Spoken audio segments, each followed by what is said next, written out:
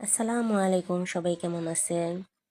এই তো আজকে আমি রান্না করব হচ্ছে নদীর বোয়াল মাছ। বোয়াল মাছ রান্না করার জন্য আমি কড়াইতে তেল পেঁয়াজ দিয়ে দিলাম, দিয়ে লাইড়া চাড়ার মধ্যে লবণ আর হচ্ছে আদা রসুন বাটা দিলাম, দিয়ে একটু লাইড়া চাড়া দিলাম, দিয়ে এখন এর মধ্যে আমি হলুদ গুঁড়া মরিচের গুঁড়া দিয়ে দিলাম।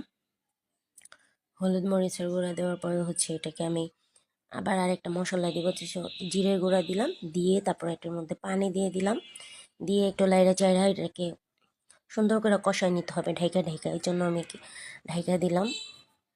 এরপর ঢাকনা উঠায় এরপর আবার আমি কয়েকটা মটরশুঁটি দিয়ে দিলাম। শীতের দিন বলে কথা, মটরশুঁটি আর যেহেতু পেঁয়াজের ভুনা তরকারি, মটরশুঁটিটা দিলে বেশ ভালোই লাগে। এই তো ভালো করে কষানো শেষ হয়ে গেছে।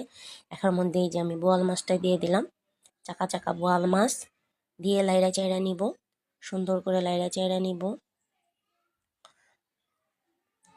এই তো এর মধ্যে এখন আমি টমেটো দিয়ে দিব, কারণ এই টমেটোর পানিটাতে যাতে মানে পুরো মাছটা কষানো হয়ে যায়।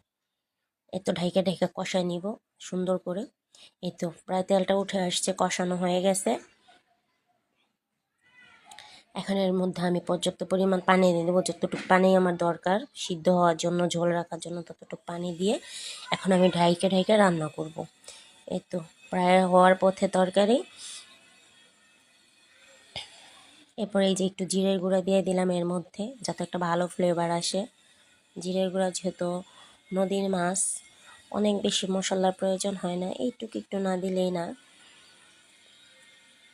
তারপরে এই যে 4-5টা কাঁচামরিচ দিয়ে দিলাম এর মধ্যে, সুন্দর ভালো ফ্লেভার আসার জন্য।